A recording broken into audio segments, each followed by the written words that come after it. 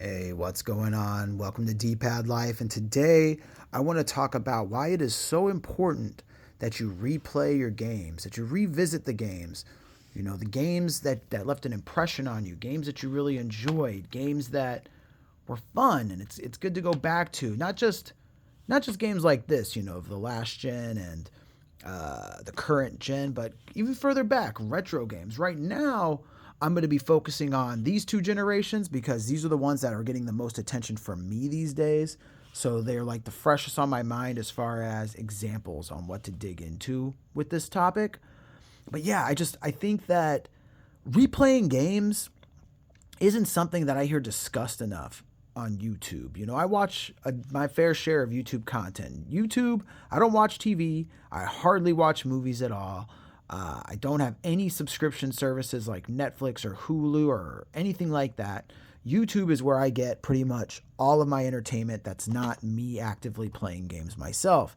And something I don't really hear a lot about is replaying games, going back and playing games that you've played before and having a good time with them, or the things that come up as you do it and why I believe it's important to do so. So I think the most glaring reason as to why it is a good idea to replay games is, especially in 2025 in this day and age, it's to save money. Of course, you've already bought these games. You already own these games. They are now here and available to you.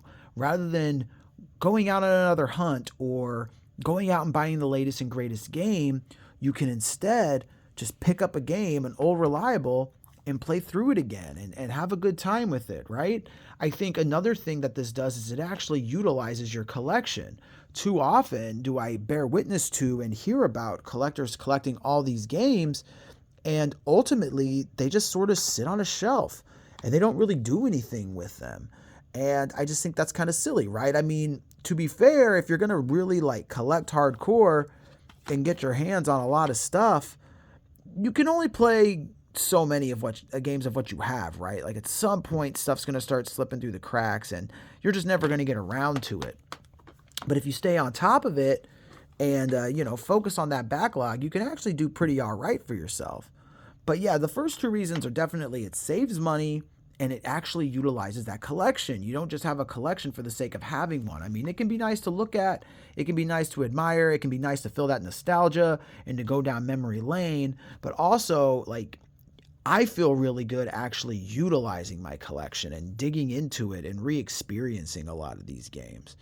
But I think like those two reasons are pretty obvious, right? But I think something that might be getting missed are the opportunities that come from revisiting a game. So something that comes to mind right off the rip is you could try out mechanics or approaches that you may not have had before. Like, for example, Days Gone is a good example of this. This game has a huge array of weapons that you can use. And a lot of the encampments that you come across in the game, you can try to approach them stealth. You can try to grow in guns blazing. You can maybe even, there's usually there's several different entry points into camp. So maybe your first go around, you snuck in through the back, but this time you want to kick in the front door. Or maybe you realized you can actually get above the camp from this cliffside and kind of scale down it and get to them that way. And then obviously, like I said, using a bunch of different weapons and a bunch of different items, or, maybe you realize that you just so happen to approach a camp at a time when this game has hordes. So the background here, that's a horde, a ton of these zombie-like creatures. They're called freakers. A ton of these things, they just kind of travel in a giant pack. You can actually lead them through an encampment and have them kill all the bad guys for you. Really cool stuff like that. So you get to approach the game again and try something different. Another example, I'm playing Arkham Asylum right now, and I never really cared too much about getting all that good at the combat. I just kind of did the bare minimum, did what I needed to do to get through the game. But now, this time through, one of the things I've really realized about the combat is if you can get that combo meter up and you can time your hits well, you can really get some hilarious finishers to some of these bad guys. I've recorded a ton of different clips and I've uploaded them to my channel as shorts. If you haven't seen those, you ought to check them out. They're a blast. They're absolutely hilarious. And so I spent my early game points for leveling up on maxing out my combo meter faster and doing more damage with my higher combos. When in the past, I would always focus on raising my defense because I wasn't very good at the game. And so getting to try new mechanics out and approaches has definitely helped with breathing new life into these experiences and even giving me a deeper appreciation for them. It's like, oh man, I could have just replayed it the exact same way I did last time, but in reality, there's like a whole plethora of ways to approach this. Another thing that comes to mind is I just recently, I'll bring this one over here for now.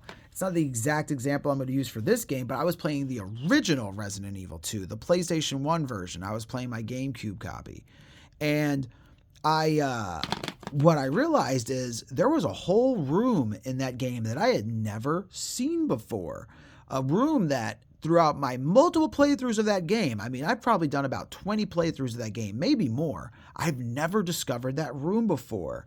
So by coming to this game now, as just after years have passed and as an adult and my new like approach to playing games, my evolved way of playing games, I was able to discover a whole different area that I had never ever seen before. And I just thought that was really, really cool. It's not every day that gets to happen, but because I'm replaying games and revisiting them, I'm discovering missed stuff that I wasn't aware of. Or maybe you read a file that you've read a million times, but now that you actually know the full scope of the story and maybe even the series, you read that file and suddenly it takes on a whole new meaning, or it reveals something that you weren't exactly like mindful of before. Like, holy crap, they just hinted at this or that. You know, when you replay games, you get to actually submerge yourself even more into the world and realize that it actually had more going on than you gave it credit for. I'm going to set this stack aside and we're going to come to this stack now, because going into my next few examples on why I think it's important to replay games, these ones really shine the brightest in regards to that. So we've got Last of Us Part 1, the Resident Evil 2 remake, and Grand Theft Auto, the trilogy. So the point that applies to all of these is, and technically two of these, well, this point applies to all three of these. And then I've got another point that applies to these two more than this. But is you get to re-experience these games as the new you, the current you. You know, I get to play The Last of Us again, but not as teenager Andrew, right? I get to play Grand Theft Auto, the trilogy again, but not as the teenager version of me. I actually get to enjoy these.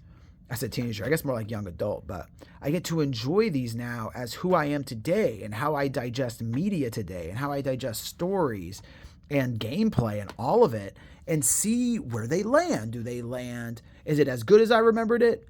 Is it better than I remembered it? Or is it potentially worse than I remembered it, right? So going into that, I'm going to kind of talk about these three examples. So we'll go in this order here. So Resident Evil 2, re-experiencing this as the modern me, I'll call it, was an enlightening experience, because when this game came out on PlayStation 4, I adored it. I really thought it was incredible. I thought it was one of the best zombie games I've ever played in my life. And I wouldn't go as far as to say that it's not suddenly that, but I will say upon revisiting it, I just wasn't nearly as impressed. And maybe that has a lot to do with just how much we've gotten since this game. Maybe that has to do with just how impressive Resident Evil 4's remake is. But I know coming back to it, its pacing and the story and its pacing as far as like level progression went, felt really fast to me. And I just never felt like I got the time to really sit and chew on what was going on. It just felt like it just kept going fast, moving and moving and moving. Now, granted, part of that could have to do with my familiarity of the game, but I don't think so. I've talked about this in the past. I've compared this game to other entries in the series that came out around this time. And I do believe that's just kind of part of what makes Resident Evil today, is the pacing of it all. But so that was kind of a negative experience, right? Like I came back to a game that I really loved and ultimately thought, you know, this isn't as good as I remember. However, that's not always going to happen. You know, The Last of Us, I'm one of the few people who played the original Last of Us and just ultimately wasn't all that impressed by it. Like I liked it. I thought the story was really good, but overall, I thought the game as a whole was just kind of like, it's okay. It's fine. You know, it certainly is a game, but I didn't give it nearly as much credit as everybody else was giving it. It just didn't grip me like it did everyone else. People who call this like one of the greatest games of all time, I don't agree with that. I'll say it's got one of the greatest stories in games of all time, I suppose. Maybe I can get down with that. But one of the greatest games, like all encompassing of the experience of all time, I don't agree with that. But what I can say is by replaying this as modern me, I had a lot more fun with it than I did originally. And I really had a blast, truth be told. I thought it was really good. And honestly, it really does just feel super similar to the PS4 and PS3 version. I call this less of a remake and more of a remaster, personally. I know they did change some stuff. They brought in some of the mechanics from Part 2. But to me, that's more like remaster, improved quality of life stuff, and less of a remake. But so to recap, this took a step down. I still like the game. I still think it's a good game. It's just not as good as I remembered. This is actually better than I remembered, and I had a much better time with it. And then to my last point, and I'll keep this in the shot because it still kind of applies to that. When you get to, especially in this day and age, when you get to replay games, sometimes you're not replaying the original version. I'm not playing the PlayStation 2 version of 3, Vice City, and San Andreas. Instead, I could get the definitive edition of the trilogy on PlayStation 4, or it came out on Nintendo Switch too, but that's not a very good port of it. And I know this game's kind of controversial because when it came out, people were very unhappy with it. It had a lot of performance issues. It was extremely ugly. And the game was not great when it came out. But since then, they have patched the living crap out of this thing. And it has turned out to be a really, really awesome package. Like, I like this a lot, actually. And so you get to come back to these classic games and enjoy a tremendous amount of quality of life improvements, such as restarting missions from the start point rather than having to reload at a hospital or a police station. Jack a car, find a car, drive all the way back to the mission start point. Maybe you got to go to ammunition first to refill up your ammunition or go get some body armor. None of that stuff anymore. You can just load right from where you failed. Well, not right from where you failed. It'll usually restart the mission, but yeah. And then just awesome quality of life improvements such as the weapon wheel from GTA 5 being introduced. So time will actually slow down as you select your weapon instead of just scrolling through them while you're getting filled with lead. Same goes for the radio stations while you're driving. You can slow down time to choose your radio station. Your mini map, you're able to zoom out the mini map so that you can see more around you. You have full camera control with the right joystick. These are all things that don't exist in the original PS2 version. And in fact, there's probably more quality of life stuff that I'm forgetting. And honestly, the graphical style, while different, it's actually really good, especially the lighting. I was really impressed by the lighting in these games. If you blow up like a vehicle and you see the flame come out and like the reflection that light makes on the things around you, it's really, really cool. I wouldn't have recommended this when it was new, but I highly, highly, highly recommend this now.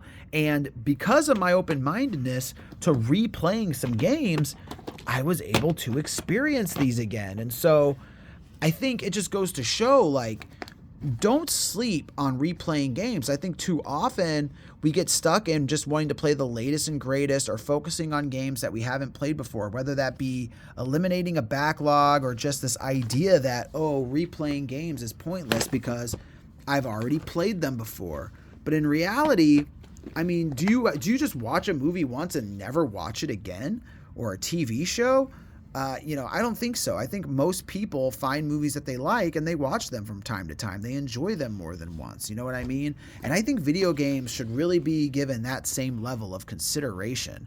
If you ask me, it's extremely worth it, especially with how much you invest into these things. Games are generally not cheap depending on when and how you decide to get them. But if you want more information on how to not break the bank getting video games, you should check out my last video. It's all about saving money on the hobby and ways to not become a broke gamer. In the meantime, though, that's what I got to say about replaying games. I'm a huge proponent for that. You're going to notice on this channel as I do backlog updates and things of that nature that I'm always going to be replaying some game or another. Like right now, I mentioned it's Arkham Asylum. I almost said Arkham 1. Knack, I beat this game and I replayed it again immediately because it was so much fun. Days Gone, I've beaten this game from start to finish at least twice now, and I love this game. I'm super looking forward to playing this one again, and I'll definitely be paying that $10 to get the PS5 remastered upgrade for that. Resident Evil 2, great game. I replayed it again recently. Certainly not my favorite Resident Evil, but certainly not my least favorite. Last of Us Part 1, had a great time with it. Definitely going to be the version I would return to if I was ever to play it again.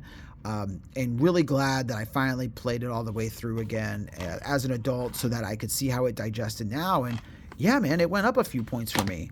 And then the Grand Theft Auto, the trilogy, an absolute can't miss for any classic GTA fans, in my opinion. But that's all I got to say on this topic. If you appreciated this video and enjoyed the conversation, please drop a like. It really helps a lot in growing the channel and exposing more people to my videos so we can continue to talk about this stuff, man.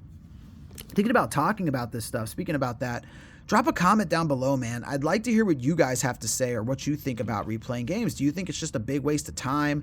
Does it make more sense to you to just move on to the next game rather than replaying games? Or do you do that from time to time? What have you replayed recently? What are you playing right now? I'd love to hear about that. As well, if you enjoyed hanging out with me, man, please subscribe to the channel. I'd really appreciate it. I drop about 2 to 3 videos a week, and we stay on that grind around here. This is D+Pad Life, man. I appreciate you guys watching, and I'll catch you in the next one. Later.